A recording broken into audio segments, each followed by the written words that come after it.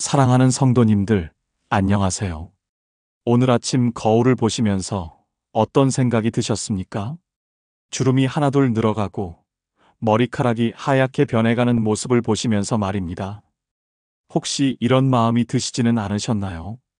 아, 세월이 참 빨리도 지나간다. 내가 언제 이렇게 늙었나? 젊었을 때는 몰랐는데 이제야 보이는 것들이 참 많구나. 그런 생각 말입니다.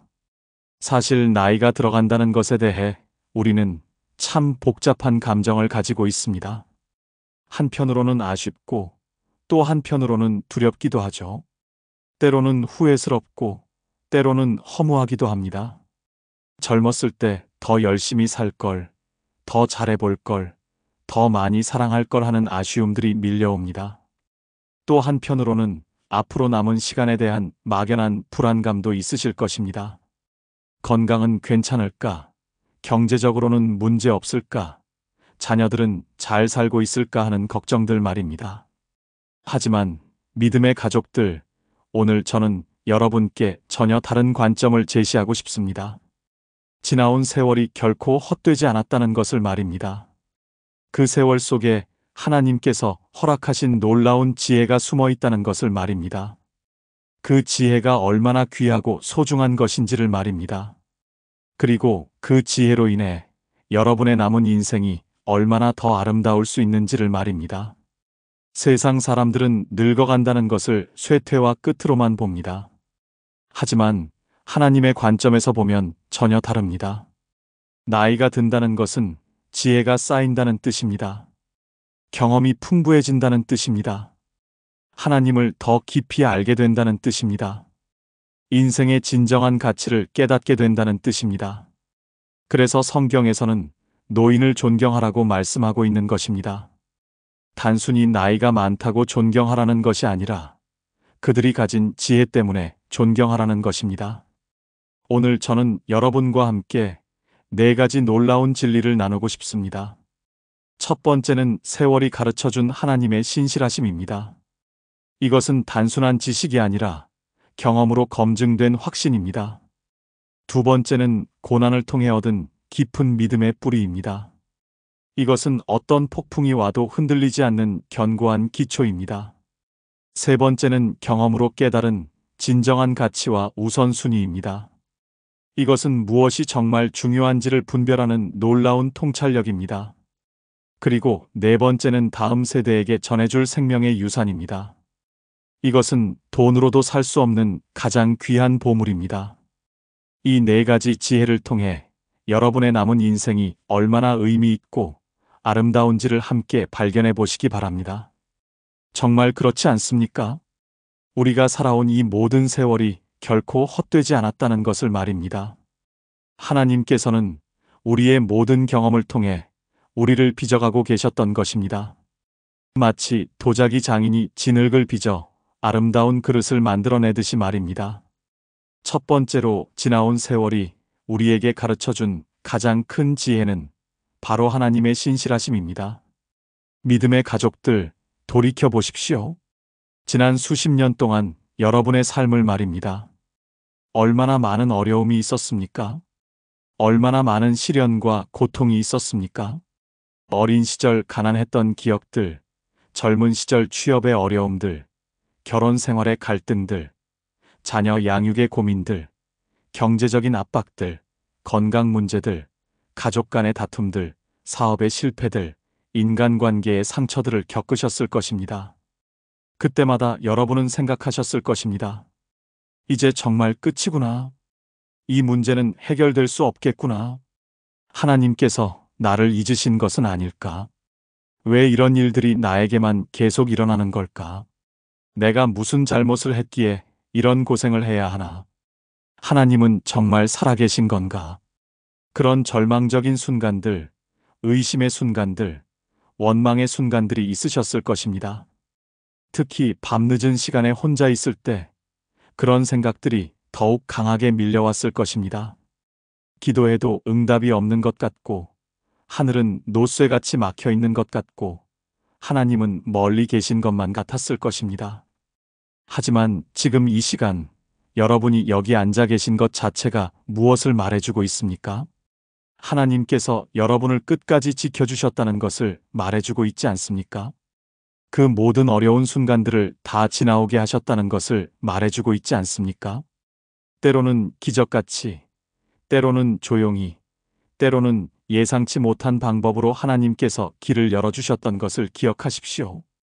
경제적으로 어려웠을 때 생각지도 못한 곳에서 도움이 왔던 일들, 건강 문제로 절망했을 때 의외의 치료법을 만나게 된 일들, 자녀 문제로 밤잠을 설쳤는데 어느 순간 해결되었던 일들, 인간관계에서 상처받았는데 더 좋은 사람들을 만나게 된 일들을 기억해 보십시오. 그 모든 것들이 우연이었을까요? 아닙니다. 하나님의 세밀하신 인도하심이었습니다. 하나님의 신실하신 돌보심이었습니다. 시편 23편 1절에서 다윗은 이렇게 고백했습니다. 여호와는 나의 목자시니 내게 부족함이 없으리로다. 이 고백이 단순히 젊은 다윗의 믿음의 고백이었을까요? 아닙니다. 이것은 수많은 전쟁과 시련을 겪은 후 인생의 깊은 경험을 통해 나온 고백입니다. 다윗이 골리앗과 싸울 때는 단순한 용기였을지 모릅니다.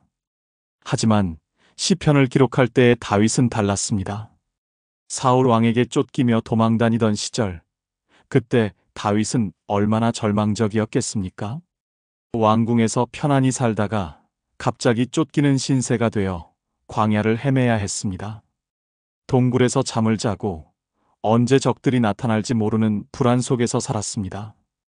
그때 다윗은 하나님께 얼마나 많이 부르짖었겠습니까? 언제까지 이런 생활을 해야 합니까? 언제 왕으로 기름 부음 받은 약속이 이루어집니까? 하지만 하나님께서는 그 모든 과정을 통해 다윗을 진정한 왕으로 준비시키고 계셨습니다. 광야의 훈련이 없었다면 다윗이 그렇게 훌륭한 왕이 될 수 있었을까요? 압살롬의 반역으로 궁궐에서 쫓겨났던 시절도 마찬가지입니다. 자기 아들이 반역을 일으켜서 아버지인 자신을 죽이려고 했을 때 다윗의 마음이 어땠겠습니까? 아들에 대한 사랑과 왕으로서의 책임감 사이에서 얼마나 고민했겠습니까? 그때도 하나님께서는 다윗을 지켜주셨습니다. 밧세바 사건으로 큰 죄를 짓고 회개했던 시절을 모두 지나온 후의 고백이었습니다. 그 모든 실패와 성공, 기쁨과 슬픔, 승리와 패배를 다 경험한 후에 나온 고백입니다. 그래서 이 고백이 더욱 깊고 진실한 것입니다. 단순한 희망이 아니라 경험으로 검증된 확신입니다. 사랑하는 성도님들, 여러분도 마찬가지입니다. 젊었을 때는 막연했던 하나님에 대한 믿음이 이제는 경험으로 검증된 확신이 되었습니다. 그 어떤 신학책도, 그 어떤 설교도 가르쳐주지 못한 하나님의 신실하심을 여러분은 직접 체험하셨습니다. 예를 들어 보십시오. 경제적으로 어려웠던 시절, 하나님께서 어떻게 공급해 주셨는지 기억하십니까? 생각지도 못한 곳에서 일자리가 생겼던 일, 예상치 못한 도움을 받았던 일, 절약할 수 있는 방법을 알게 된 일들을 기억하십시오. 자녀 문제로 밤잠을 이루지 못했던 시절, 하나님께서 어떻게 해결해 주셨는지 기억하십니까? 공부하기 싫어하던 자녀가 갑자기 달라진 일, 나쁜 친구들과 어울리던 자녀가 좋은 친구들을 만난 일, 진로를 정하지 못하던 자녀가 분명한 목표를 찾은 일들을 기억하십시오. 건강 문제로 절망했던 시절, 하나님께서 어떻게 회복시켜 주셨는지 기억하십시오. 의사도 포기했던 병이 나은 일, 새로운 치료법을 발견한 일, 건강을 지킬 수 있는 방법을 알게 된 일들을 기억하십시오. 부부관계에서 어려움을 겪었던 시절, 하나님께서 어떻게 회복시켜 주셨는지 기억하십시오. 서로 대화가 안 되던 관계가 회복된 일, 오해가 풀어진 일, 더 깊은 사랑을 갖게 된 일들을 기억하십시오. 이 모든 것들이 우연의 일치였을까요? 아닙니다. 하나님의 세밀하신 계획과 인도하심이었습니다. 이것이 바로 지나온 세월이 여러분에게 준 첫 번째 지혜입니다. 하나님은 신실하시다는 것입니다. 어떤 상황에서도, 어떤 어려움 속에서도 결코 우리를 버리지 않으신다는 것입니다. 때로는 우리가 원하는 방식이 아닐 수도 있고, 때로는 우리가 예상하는 시간과 다를 수도 있지만, 반드시 최선의 방법으로 인도해 주신다는 것입니다. 이 지혜를 가진 여러분은 이제 앞으로의 인생에서 어떤 일이 일어나도 흔들리지 않을 수 있습니다. 왜냐하면 경험으로 아시기 때문입니다. 하나님께서 지금까지 지켜주셨으니 앞으로도 반드시 지켜주실 것을 말입니다. 그분의 사랑은 변하지 않고 그분의 능력은 제한이 없으며 그분의 지혜는 완전하다는 것을 말입니다. 두 번째로, 지나온 세월이 우리에게 준 또 다른 귀한 지혜는 고난을 통해 얻은 깊은 믿음의 뿌리입니다. 솔직히 말씀해 보십시오. 젊었을 때의 믿음과 지금의 믿음이 같습니까? 그때의 믿음은 어떤 것이었나요? 뜨겁고 열정적이었지만 때로는 얕고 불안하지 않았습니까? 조금만 어려운 일이 생겨도 흔들렸고 기도가 즉시 응답되지 않으면 실망했던 그런 믿음 말입니다.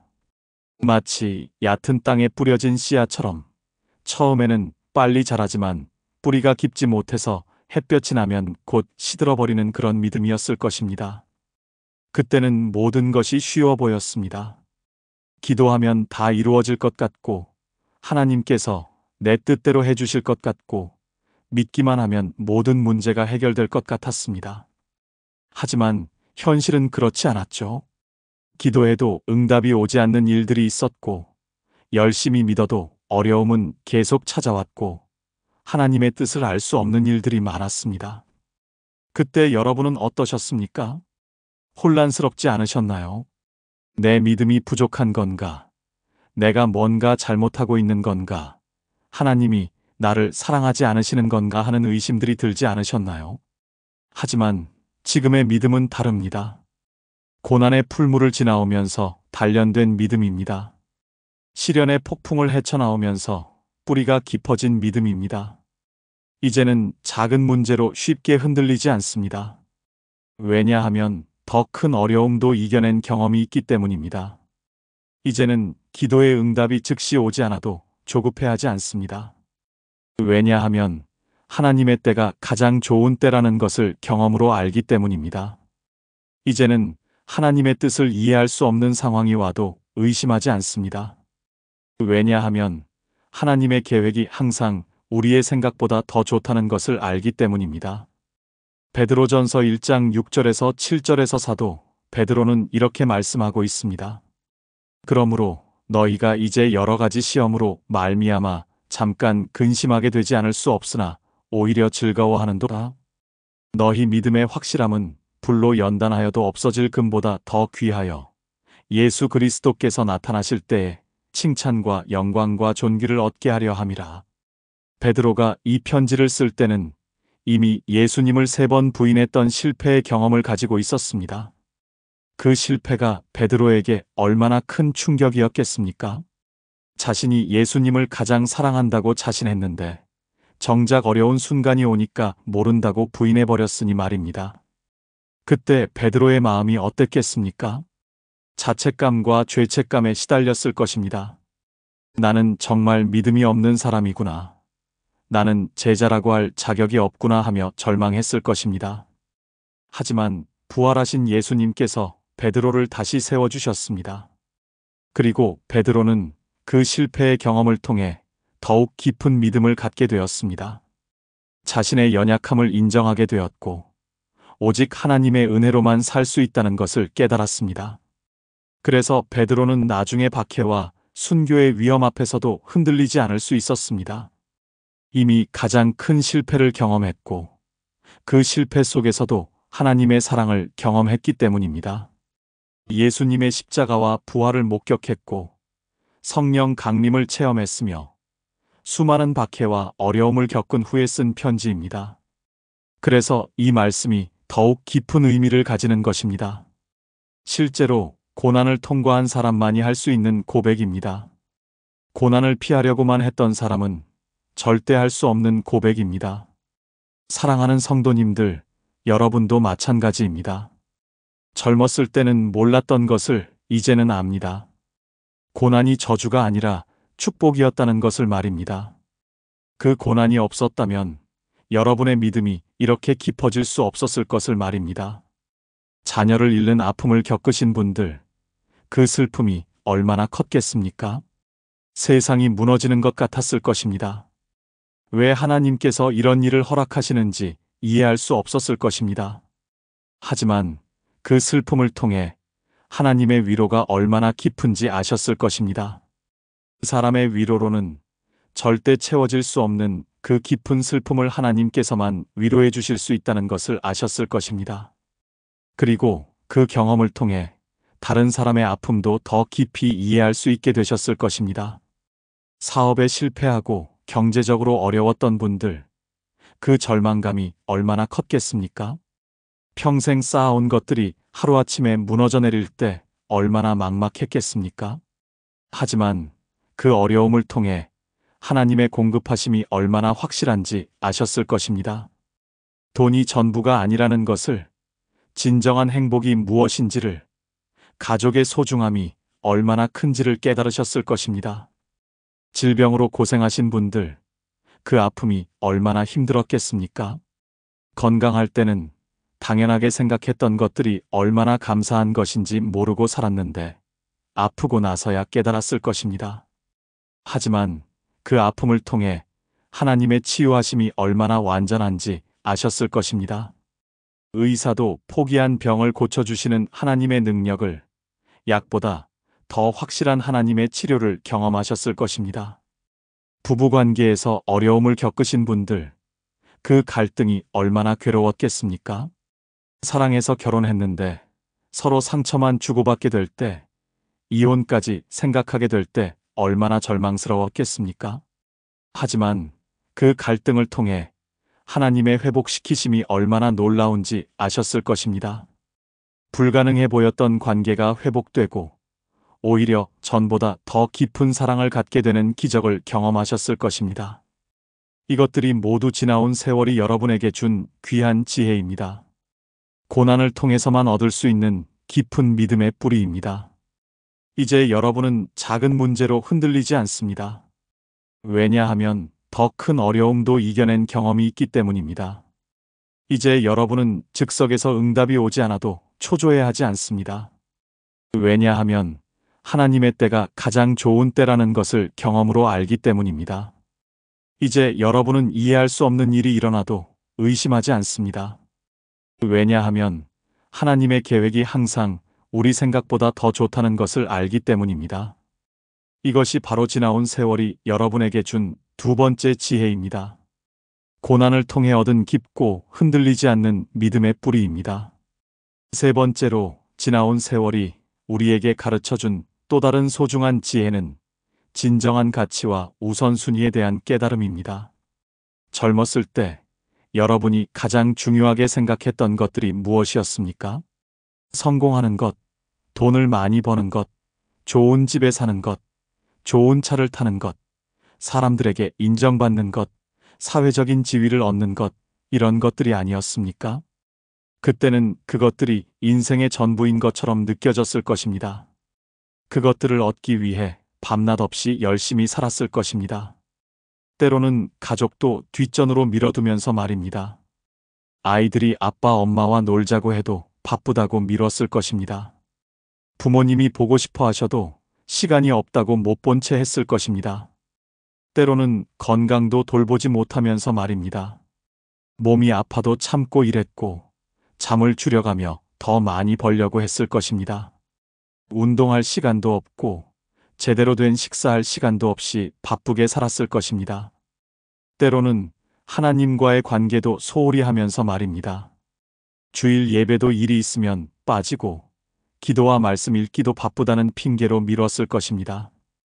헌금도 아까워하고 봉사도 시간이 없다고 회피했을 것입니다.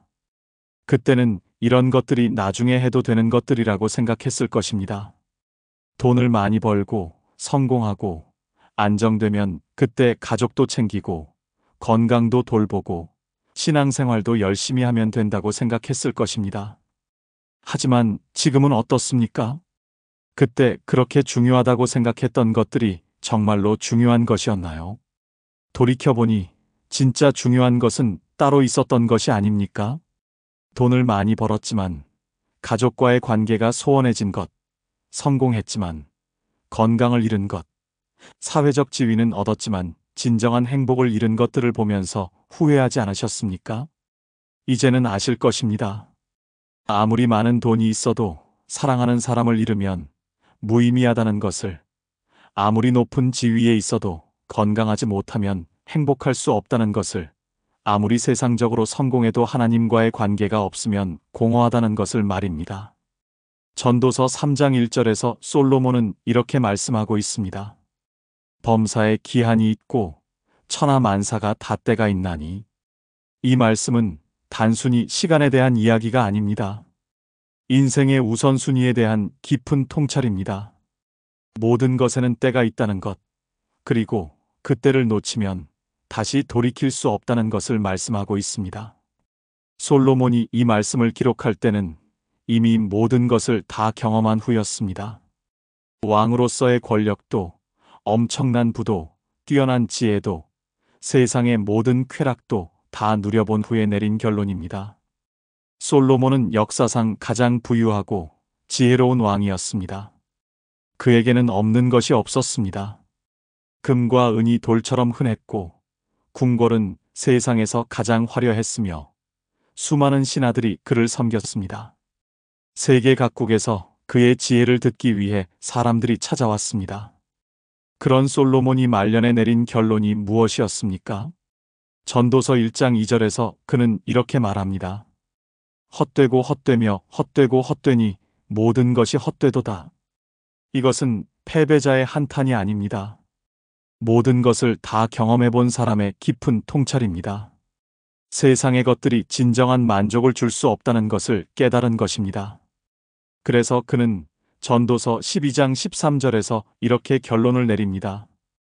일의 결국을 다 들었으니 하나님을 경외하고 그의 계명을 지킬지어다. 이것이 모든 사람의 본분이니라. 이것은 인생을 다 살아본 사람만이 내릴 수 있는 결론입니다.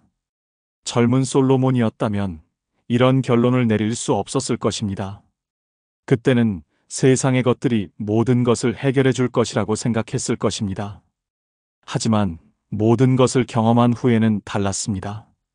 오직 하나님과의 관계만이 진정한 의미와 만족을 줄 수 있다는 것을 깨달은 것입니다. 사랑하는 성도님들, 여러분도 이제 아실 것입니다. 진짜 중요한 것이 무엇인지를 말입니다. 건강이 얼마나 소중한 것인지, 가족이 얼마나 귀한 것인지, 평범한 일상이 얼마나 감사한 것인지를 말입니다. 건강할 때는 몰랐지만 아프고 나서야 건강의 소중함을 깨달으셨을 것입니다. 아침에 눈을 떠서 아무 아픈 곳 없이 하루를 시작할 수 있다는 것이 얼마나 큰 축복인지, 맛있게 밥을 먹을 수 있다는 것이 얼마나 감사한 일인지, 자유롭게 걸어 다닐 수 있다는 것이 얼마나 놀라운 일인지를 아셨을 것입니다. 가족이 곁에 있을 때는 당연하게 생각했지만 잃고 나서야 그 소중함을 깨달으셨을 것입니다. 부모님이 살아계실 때는 잔소리가 귀찮았는데 돌아가시고 나니 그 목소리가 그립고, 배우자와 사소한 일로 다퉜을 때는 화만 났는데 혼자 남겨지고 나니 그 존재가 얼마나 소중했는지 깨달으셨을 것입니다. 자녀들이 어릴 때는 키우기 힘들다고 생각했는데 다 자라서 독립하고 나니 그때의 시간들이 얼마나 행복했는지 아셨을 것입니다. 평범한 일상이 당연하다고 생각했지만 특별한 일들을 겪고 나서야 평범함의 소중함을 깨달으셨을 것입니다. 매일 똑같이 반복되는 일상이 지겹다고 생각했는데 위기가 닥치고 나니 그 평범한 일상이 얼마나 감사한 것인지 아셨을 것입니다. 가족들과 함께 저녁 식사를 하는 것, 주말에 함께 TV를 보는 것, 별일 없이 하루를 마무리하는 것들이 얼마나 큰 축복인지 깨달으셨을 것입니다. 또한 하나님과의 관계가 얼마나 중요한지도 깨달으셨을 것입니다. 예전에는 바빠서, 피곤해서, 시간이 없어서 하며 기도와 말씀을 소홀히 했던 시절이 있으셨을 것입니다. 교회에 나가는 것도 의무처럼 느껴졌고, 헌금하는 것도 부담스러웠고, 봉사하는 것도 귀찮게 느껴졌을 것입니다. 하지만 이제는 아십니다. 하나님과의 관계보다 더 중요한 것은 세상에 아무것도 없다는 것을 말입니다. 그분과의 교제가 인생의 가장 큰 기쁨이고 위로라는 것을 말입니다. 기도하는 시간이 가장 평안한 시간이고 말씀을 읽는 시간이 가장 은혜로운 시간이며 예배드리는 시간이 가장 행복한 시간이라는 것을 깨달으셨을 것입니다. 돈이 많아도 하나님이 없으면 공허하고 성공해도 하나님의 인정이 없으면 무의미하며 사람들이 칭찬해도 하나님이 기뻐하지 않으시면 허무하다는 것을 아셨을 것입니다. 반대로 가난해도 하나님이 함께 하시면 풍족하고 실패해도 하나님의 사랑이 있으면 위로가 되며 사람들이 몰라줘도 하나님이 아시면 그것으로 충분하다는 것을 깨달으셨을 것입니다. 이런 깨달음들이 바로 지나온 세월이 여러분에게 준 세 번째 지혜입니다. 무엇이 진짜 중요한 것이고 무엇이 우선순위가 되어야 하는지에 대한 분명한 통찰입니다. 이 지혜를 가진 여러분은 이제 남은 인생을 더 의미 있게, 더 가치 있게 살 수 있습니다. 중요하지 않은 것들에 시간과 에너지를 낭비하지 않고 정말 중요한 것들에 집중할 수 있습니다. 돈을 버는 것보다 관계를 쌓는 것에, 성공하는 것보다 섬기는 것에, 인정받는 것보다 사랑하는 것에 더 큰 가치를 두게 되었을 것입니다. 네 번째로, 지나온 세월이 우리에게 준 가장 귀한 지혜는 다음 세대에게 전해줄 생명의 유산에 대한 깨달음입니다. 혹시 이런 생각을 해보신 적이 있으십니까? 이제 나는 늙었으니 별로 쓸모가 없구나. 젊은 사람들이 다 알아서 하는데 내가 끼어들 일은 아니구나. 나는 이제 구시대 사람이니까 젊은 세대와는 맞지 않아. 내가 아는 것들은 이제 시대에 뒤떨어진 것들이야. 젊은 사람들이 훨씬 똑똑하고 능력도 좋은데 내가 뭘 가르칠 수 있겠어. 그런 생각들 말입니다.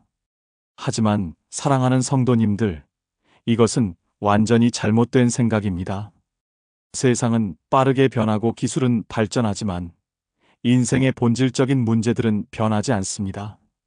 사랑, 결혼, 가정, 자녀 양육, 인간관계, 고난, 기쁨, 슬픔, 성공과 실패, 이런 것들은 언제나 똑같습니다. 그리고 이런 문제들에 대한 해답은 기술이나 정보가 아니라 경험과 지혜에서 나옵니다. 여러분이 지나온 세월 속에서 얻은 지혜와 경험은 다음 세대에게 전해줄 가장 소중한 유산입니다. 그것은 돈으로도 살 수 없고 학교에서도 배울 수 없는 귀한 보물입니다. 책에서 읽을 수도 없고 인터넷에서 검색할 수도 없는 살아있는 지혜입니다. 디모데후서 2장 2절에서 바울은 디모데에게 이렇게 말씀하고 있습니다. 또 네가 많은 증인 앞에서 내게 들은 바를 충성된 사람들에게 부탁하라. 그들이 또 다른 사람들을 가르칠 수 있으리라. 바울이 이 편지를 쓸 때는 이미 인생의 황혼기에 접어든 때였습니다. 로마 감옥에 갇혀서 곧 순교할 것을 알고 있었습니다. 몸은 늙고 병들었지만 마음은 다음 세대를 향한 열정으로 가득했습니다. 하지만 그는 절망하지 않았습니다. 오히려 자신이 평생 동안 얻은 신앙의 지혜와 경험을 다음 세대에게 전수하는 일에 집중했습니다. 바울이 디모데에게 전해준 것은 무엇이었습니까? 단순한 지식이나 정보가 아니었습니다. 자신이 직접 경험한 하나님의 은혜, 고난을 통해 배운 믿음의 비결, 실패와 성공을 통해 깨달은 인생의 지혜들이었습니다. 바울은 자신이 겪은 모든 것들을 디모데에게 전해주었습니다. 다메섹 도상에서의 회심 경험, 3차례의 전도 여행에서 겪은 수많은 어려움들, 각종 핍박과 고난들, 하나님의 놀라운 역사들을 모두 나누었습니다. 그리고 그것들을 통해 얻은 믿음의 비밀들, 기도의 능력, 말씀의 위력, 사랑의 중요성을 가르쳐 주었습니다. 이것이 바로 신앙의 세대 전수입니다. 믿음의 릴레이입니다. 바울이 디모데에게 전해준 것처럼 디모데가 또 다른 사람들에게 전해주고 그들이 또 다른 사람들에게 전해주는 것입니다. 이렇게 해서 2000년이 지난 지금까지 복음이 전해져 온 것입니다. 사랑하는 성도님들, 여러분도 마찬가지입니다. 여러분의 자녀들, 손자, 손녀들, 그리고 교회의 젊은 세대들이 여러분의 지혜를 얼마나 필요로 하는지 아십니까? 그들이 지금 겪고 있는 어려움들을 여러분은 이미 다 경험하셨습니다. 결혼 생활의 어려움, 자녀 양육의 고민, 경제적인 압박, 건강 문제, 인간관계의 갈등들을 모두 겪어보셨습니다. 그리고 그 모든 것들을 하나님의 은혜로 극복해 오셨습니다. 이런 경험과 지혜가 얼마나 소중한 것입니까? 요즘 젊은 세대들을 보십시오. 정보는 많지만 지혜가 부족합니다. 인터넷을 통해 모든 정보에 접근할 수 있지만 그 정보들을 어떻게 활용해야 하는지 모릅니다. 기술은 발전했지만 삶의 방향을 잃고 방황하는 경우가 많습니다. 스마트폰이나 컴퓨터는 잘 다루지만 인간관계는 서툽니다. 성공에 대한 욕망은 크지만 진정한 행복이 무엇인지 모르는 경우가 많습니다. 돈을 많이 벌고 싶어 하지만 돈이 전부가 아니라는 것을 모릅니다. 자유롭게 살고 싶어 하지만 진정한 자유가 무엇인지 모릅니다. 이런 때에 여러분의 지혜가 얼마나 필요한지 모릅니다. 여러분이 살아온 삶 자체가 하나의 설교입니다. 여러분이 겪은 시행착오들이 그들에게는 소중한 교훈이 됩니다. 여러분이 하나님을 의지하며 살아온 모습이 그들에게는 살아있는 간증이 됩니다. 예를 들어 보십시오. 결혼 생활에서 어려움을 겪고 있는 젊은 부부들에게 여러분의 경험이 얼마나 도움이 되겠습니까? 여러분도 처음에는 서로 맞지 않는 부분들 때문에 힘들어 했지만 시간이 지나면서 서로를 이해하게 되고 사랑하는 방법을 배우게 되었다는 것을 나눠주시면 큰 격려가 될 것입니다. 자녀 양육으로 고민하는 젊은 부모들에게 여러분의 지혜가 얼마나 필요하겠습니까? 여러분도 자녀들 때문에 밤잠을 설치며 기도했던 경험들, 때로는 실수도 했지만 하나님의 은혜로 자녀들이 잘 자라준 경험들을 나눠주시면 큰 위로가 될 것입니다.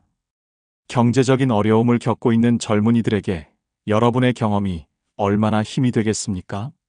여러분도 어려웠던 시절이 있었지만 정직하게 살고 하나님을 의지했더니 하나님께서 공급해 주셨다는 간증이 그들에게는 큰 소망이 될 것입니다. 특히 신앙에 관해서는 더욱 그렇습니다. 젊은 세대들이 신앙의 위기를 겪을 때 여러분의 경험이 큰 도움이 됩니다. 여러분이 어떻게 의심의 시기를 극복했는지, 어떻게 하나님의 응답을 경험했는지, 어떻게 기도의 능력을 체험했는지, 어떻게 말씀이 살아 역사하는 것을 보았는지, 이런 것들이 그들에게는 금보다 더 귀한 유산입니다. 젊은이들은 책에서 읽은 지식은 많지만 실제로 하나님을 경험한 간증은 부족합니다.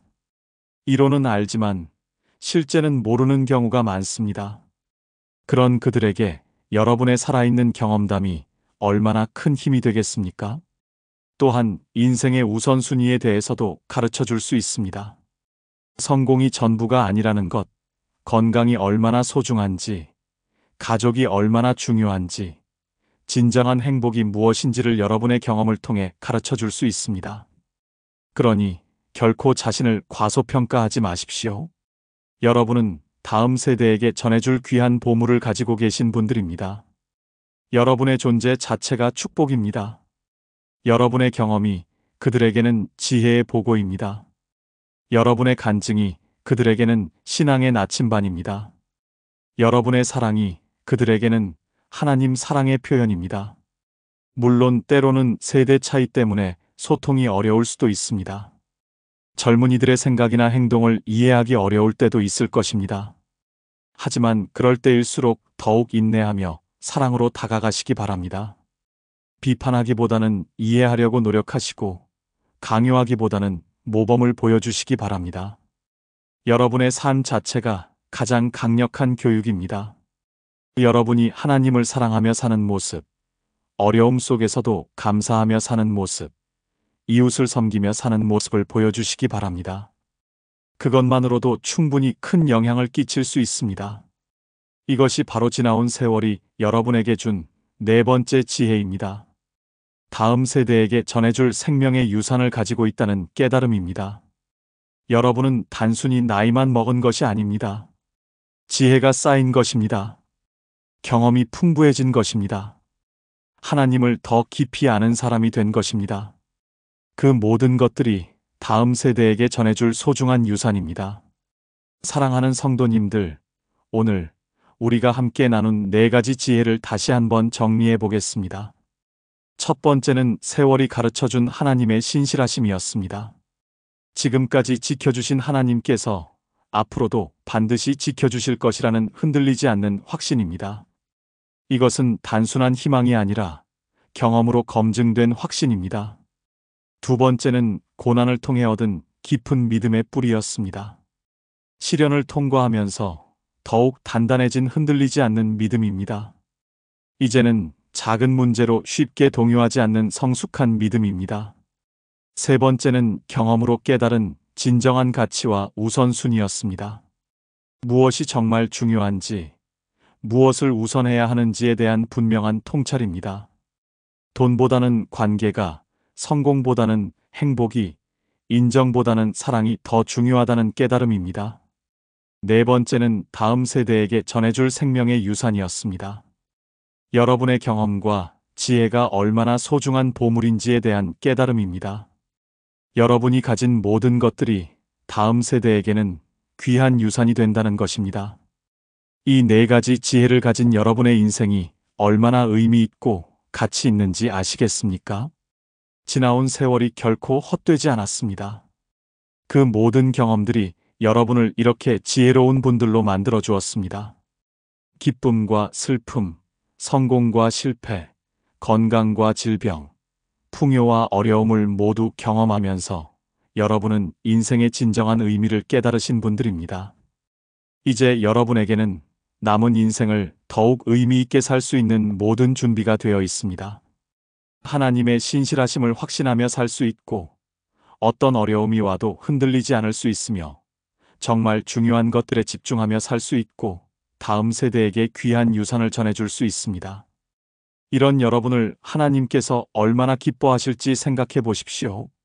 여러분의 지혜로운 모습을, 여러분의 성숙한 믿음을, 여러분의 올바른 가치관을, 여러분의 선한 영향력을 하나님께서 얼마나 자랑스러워 하실지 생각해 보십시오. 욥기 12장 12절에서는 이렇게 말씀하고 있습니다. 늙은 자에게는 지혜가 있고 장수하는 자에게는 명철이 있느니라. 이것은 단순히 나이가 많으면 저절로 지혜로워진다는 뜻이 아닙니다.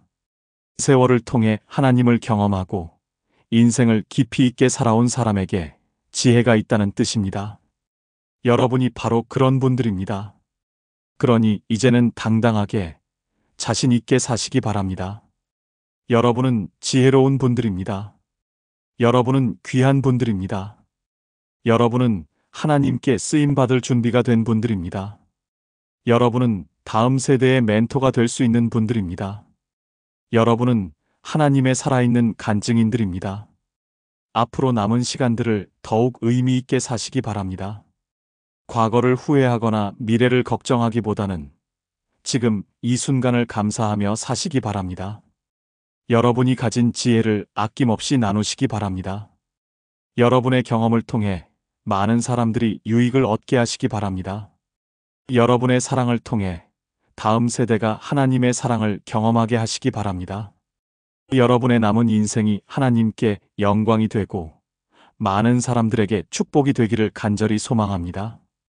오늘 이 말씀이 여러분의 마음에 깊이 새겨져서 여러분의 남은 인생이 더욱 풍성하고 의미 있는 시간이 되기를 간절히 기도합니다. 하나님께서는 여러분의 지나온 세월을 통해 이미 놀라운 일들을 행하셨습니다. 그리고 앞으로도 여러분을 통해 더욱 아름다운 일들을 행하실 것입니다. 여러분의 존재 자체가 하나님의 작품입니다. 여러분의 삶 자체가 하나님의 은혜의 증거입니다. 그러니 자신을 귀하게 여기시고 하나님께서 여러분에게 주신 사명을 감당하시기 바랍니다. 때로는 몸이 예전 같지 않아서 실망스러울 때도 있으실 것입니다. 기억력이 예전만 못하고 체력도 떨어지고 새로운 것들을 배우기도 어려워졌을 것입니다. 하지만 그런 것들에 너무 마음 쓰지 마십시오. 여러분에게는 그보다 훨씬 더 소중한 것들이 있습니다. 젊은이들이 가지지 못한 깊은 지혜와 풍부한 경험이 있습니다. 시간이 지나면서 더욱 깊어진 하나님과의 관계가 있습니다. 인생의 본질을 꿰뚫어보는 통찰력이 있습니다. 이런 것들은 나이가 들수록 더욱 빛을 발하는 보물들입니다. 그리고 무엇보다도 하나님께서 여러분을 사랑하신다는 사실은 변하지 않습니다. 여러분이 젊었을 때나 지금이나 하나님의 사랑은 똑같습니다. 아니, 오히려 여러분이 하나님을 더 깊이 알게 되면서 그 사랑을 더욱 깊이 체험하고 계실 것입니다. 시편 92편 14절에서는 이렇게 말씀하고 있습니다. 늙어서도 결실하며 진액이 풍족하고 빛이 청청하여. 이 말씀은 나이가 들어도 하나님 안에서는 계속해서 열매를 맺을 수 있다는 뜻입니다. 젊을 때와는 다른 방식이겠지만 여전히 의미 있는 열매를 맺을 수 있다는 것입니다. 여러분의 기도가 열매입니다. 여러분이 다음 세대를 위해 드리는 기도들이 얼마나 큰 능력이 있는지 아십니까? 자녀들과 손자, 손녀들을 위한 기도, 교회와 나라를 위한 기도, 젊은 세대들을 위한 기도들이 하나님 앞에 상달되어 놀라운 역사를 이루고 있습니다. 여러분의 섬김이 열매입니다. 비록 예전처럼 몸으로 하는 일은 어려울지 모르지만 마음으로 하는 섬김, 사랑으로 하는 섬김은 더욱 깊어졌을 것입니다. 한마디 위로의 말씀, 따뜻한 격려, 진심 어린 관심이 얼마나 큰 섬김인지 아십시오. 여러분의 간증이 열매입니다. 여러분이 살아온 삶 자체가 하나님의 은혜에 대한 살아있는 증거입니다.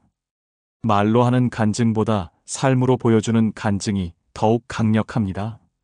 어려움 속에서도 감사하는 모습, 고난 중에도 찬양하는 모습, 연약함 속에서도 하나님을 의지하는 모습이 최고의 간증입니다. 여러분의 사랑이 열매입니다.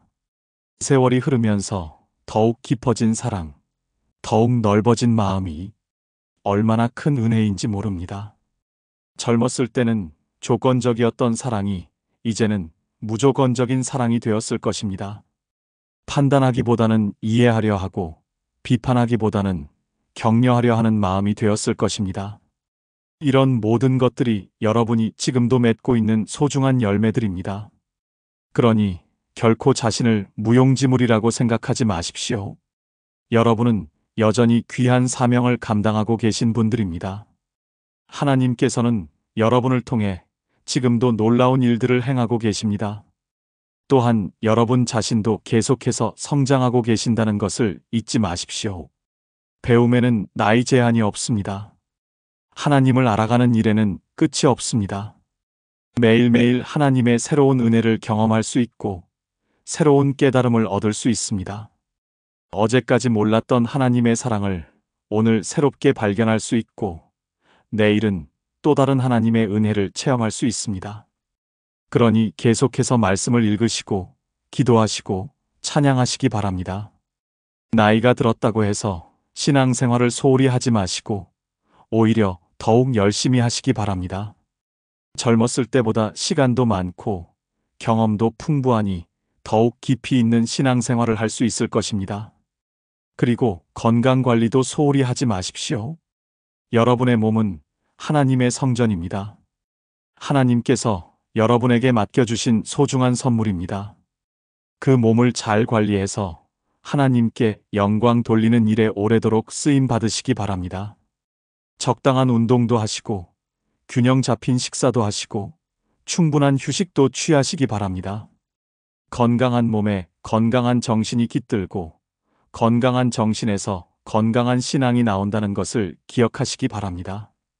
마지막으로 감사하는 마음을 잃지 마시기 바랍니다. 지나온 세월을 돌아보시면서 후회보다는 감사를, 아쉬움보다는 고마움을 느끼시기 바랍니다. 완벽하지 않았지만 최선을 다했던 자신을 격려해 주시고 부족했지만 사랑해 주신 하나님께 감사드리시기 바랍니다. 그리고 앞으로 남은 시간들도 감사함으로 살아가시기 바랍니다. 하루하루가 하나님의 선물이라는 마음으로 매 순간이 은혜의 시간이라는 생각으로 살아가시기 바랍니다.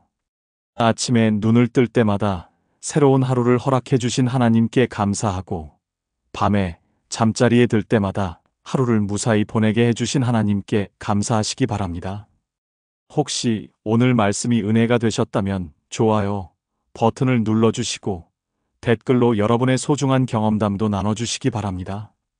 여러분이 지나온 세월 속에서 경험하신 하나님의 은혜, 깨달으신 인생의 지혜, 후배들에게 전해주고 싶은 조언들을 나눠주시면 많은 분들에게 큰 격려가 될 것입니다.